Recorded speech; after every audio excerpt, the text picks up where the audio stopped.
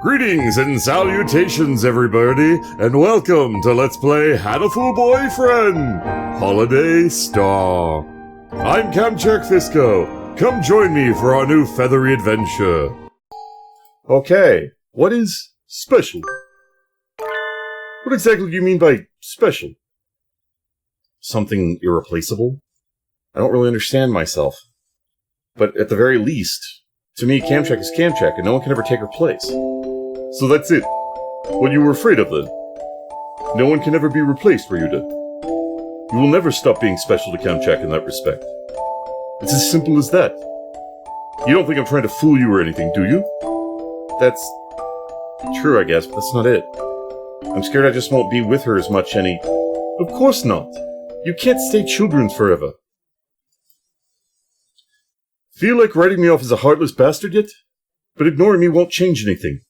Time will pass, and places will change. The first flowers in spring, a shooting star, a rainbow right after a storm, all beautiful. But none can be captured and held forever.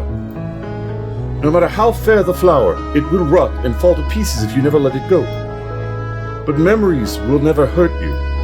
The flower withers, the star falls, and the rainbow fades away, but you will always remember their beauty. Are you telling me to go on alone with nothing but my memories?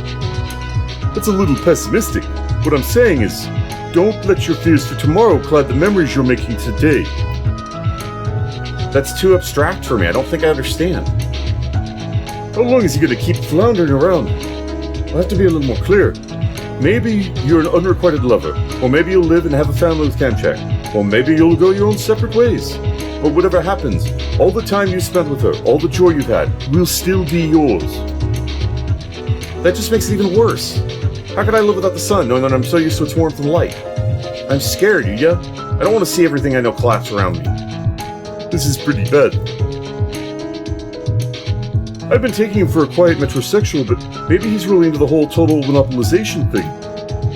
As far as I can tell, Miss Kamchak herself hasn't got the slightest idea of what's going on. What a sinfully negligent lady. Everything changes, Ryuta. Time is like that. Inconvenient and rude to everyone. Even if you stand still, everything else will leave you behind. No matter how hard you try to prevent change, it will still come. The world and your friends will still change. If what you really want is undisturbed peace for the rest of your days, you'll have to cut all your ties, leave everyone behind and become a hermit in the mountains. No, I don't want that. I didn't think you did. Are you planning on asking anyone else to stay with you then? That wouldn't be right. I couldn't ask for something like that. It would be too selfish. So you think it would be selfish? Aren't you wishing someone would do that for you, just a little bit deep inside? I don't know. Maybe I am. Or maybe you won't. Right. Aren't you afraid, Yuya? Everything around us is changing, and so are we. We don't know what's ahead. Doesn't that scare you? There are things that scare even me, yes. Even a hero of justice has his weaknesses. What's waiting for me at the other end of this light? Night. The best day of my life? Or the very worst? No one knows, and that's why we all, who cannot see tomorrow, can do is put our bravest smiles and march boldly to the new day. Isn't that called bluffing? I suppose it is.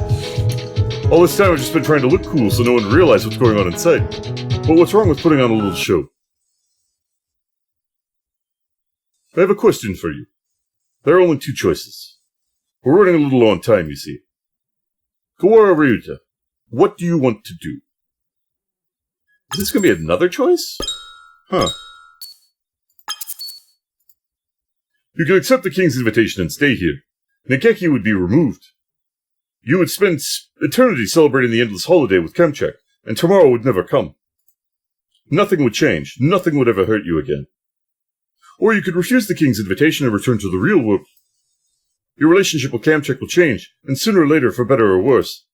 And a new day will come. Now choose. I won't try to force you either way. You alone can decide what your salvation will be. Alright, I'm going to save again because we're probably right at the choice. In any case, it won't do us any good unless he decides to break free himself. We make the choice for him? Now then. If I remember Nageki's map right, I should be near the throne room. Something's bothering me. I've been looking as hard as I can, but I still haven't found it. There was another star below it to the right of the room where we stood. Someone else must be here. I went to the right. If the map is correct, there should be a route to the star here somewhere. But where? We don't have to worry about getting lost, but this corridor is way too long. It is connecting two stars. There really isn't any way it could not be long. Stop pointing out how futile my complaints are. We're almost there anyway. Beyond that should be... the King's chamber? Nageki stares at the extravagant door at the end of the hallway and nods. Alright, let's get in there with a bang and take out the King with a clang. Okay. And knock down the lighthouse with a crash? Looks like you two cleared out your half just fine. Yuya! We went through 2 rooms. We talked to Oko-san, Miru, and Kaku, and Dr. Uemone. We made lots of cracks in the shell. Though I still don't think the doctor's really with us. 2 rooms, after all. Yep. Just like on the map. I didn't take any shortcuts, but I've only been through 2 rooms as well. So... I'm afraid I have to go back, mon ami. We're just a few steps from the King. We're still 1 short. I must have missed a room somewhere. No doubt it's the quail. I'll go find the last room as quickly as I can. My mission here is to get everyone out alive after all. And your status as a hero of justice does give you a better chance at spot checks than either of us. Yuya will finish his search and rescue. I'll clobber some sense to the King, and Nageki will destroy the lighthouse. It's a perfect plan. Try not to hurt him too badly, Miss Fisco. He started it. I was hoping to enjoy our reunion a little more, but we have plenty of time for that after we wake up. The King isn't going to be anything like you fought before, mon ami, and he certainly won't be eager to let you pass. But we're low on time. This is the best way. Don't worry, Yuya. Nothing can stand before Nageki and me. Ours is a march of destruction, and no tender grasses sprout in the charred trail we leave. Damn! Speak for yourself. Mr. Sakazaki, Hitori is blind, and if he's alone, he may be scared. Please help him. Of course. Leave it to me. Back to the mission then. Adieu. As for us, into the Hall of the King. I wonder who we take over. Oh, we're still us. Coming through! Stormtrooper Captain Fisco... Captain... If we don't want to be a stormtrooper, they die! Has arrived. You invited us here and we have come. We want to talk. Technically, he didn't invite you. His Royal Highness, the King. Hello. I am the King. You rotten royal rapscallion. Your silly fanfare of informal greeting us won't help you now. The King asked, why do you look so angry? The King is scared. The King does not understand. The King does not understand. The King does not understand and thinks he might cry. Your Majesty, we didn't come here to make you cry. Please listen to what we have to say. You won't get anywhere talking to him, Nageki. He belongs in a mental institution. He hasn't listened to anything we've said so far anyway. Come on, let's beat him up already. Oh, you just invoked the evil king. Miss Fisco, please. Nageki glares at me. I guess he's right. Our opponent's the undead lord of the dead kingdom. Maybe if we talk to him for a bit, we'll find out something useful. Who are you? The King is the King. I know that. That's not what I'm asking. The migrant said this place was where the souls of the dead wash up. The souls of the dead who have gone astray, that is. He said that this false star grows by attracting souls with its light. Were you the one who created this star? If you did, why? Why do you trap more people here? Because it is safe here. Safe? This place is fake. It's a sham. This place is the danger. I don't think the king is evil. Sometimes he doesn't seem like anything but evil. No. The king just thinks a little differently than we do. He's doing all this because he thinks he's helping people. Isn't that right? Of course. The king always acts with the good of his people at heart. Except you're not, dude. His idea of what's good is too far away from ours, Nageki. That may be true, but I still want to figure out his motives. It's not very likely, but if we can persuade him without using force, we should. Tell me, Your Majesty, where did you come from?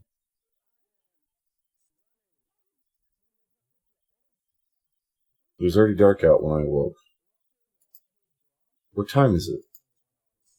It must be past 6. I feel like I had a report due today. Which one was it? Classics? Or maybe German Lit? Whatever. I gave up both of them ages ago. I don't want to go out. Where did I go wrong? Was it when I took the gap year? Or when I settled for the safety school? No. It must have been a long time before that. The days go by and I do nothing. I wrap myself up in blankets and never go outside. I hate myself and the night is here. I sleep until morning, sleep until noon, doze through the evening, and wake up at night. At first I would write every day. Not quite a journal, not quite poetry, but writing. I didn't hate writing. But one day even that was too much trouble. My life was always boring. I never had friends. Nothing good ever happened to me. Whenever I would go outside, everybody else would sneer and laugh at me. The world turned its thorny, unkind back on me. I can't do anything. I'm useless. I'm trash. I've never really taken care of myself. I'd be useless at work if I had a job. I have no redeeming qualities. I think I'd just be better off dead. My bed is a cocoon protecting me.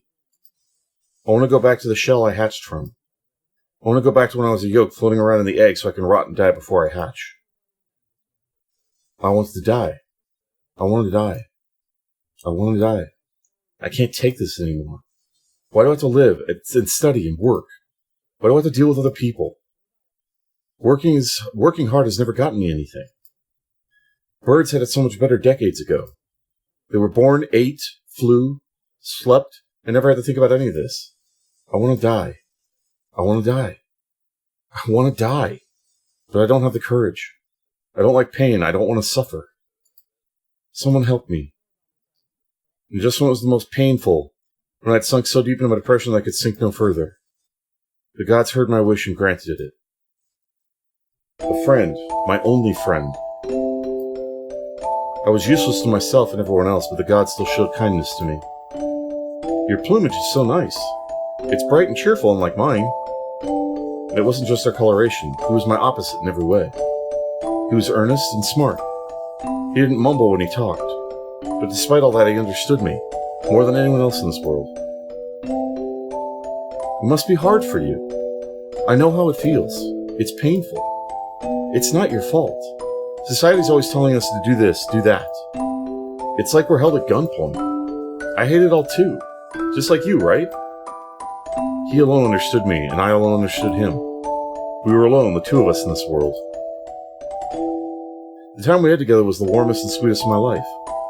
If only it would go on forever. And one day he said to me, "Let's make it go on forever. Come on, let's die together. It won't be scary if we're together." Are you serious? Of course I am. I've never lied to you, have I? He was kind to me right up until the end. One night he came home with a bag full of medicine. Medicine to wash us away without pain forever. Let's go somewhere far away. Somewhere where we're completely alone, just the two of us. Where no one can bother us and no one will find us. We left on our final journey and we took the medicine. I'm getting tired. I feel so peaceful. Holding your wing like this. We should have done this a long time ago. My pulse and breathing are dropping steadily. We're almost to an end. Yes, just us, at the end of the world. Time to say goodbye to this awful world together. I guess you're right. I was thinking about the time I said goodbye to you. He softly stands up, his warm wing leaving mine. He steps calmly away. He reaches into my bag. He takes out the key to room 701, my wallet, my ID. What? I reach out. I can't move. Goodbye. This is as far as I can take you. But you said you'd leave this awful world behind with me.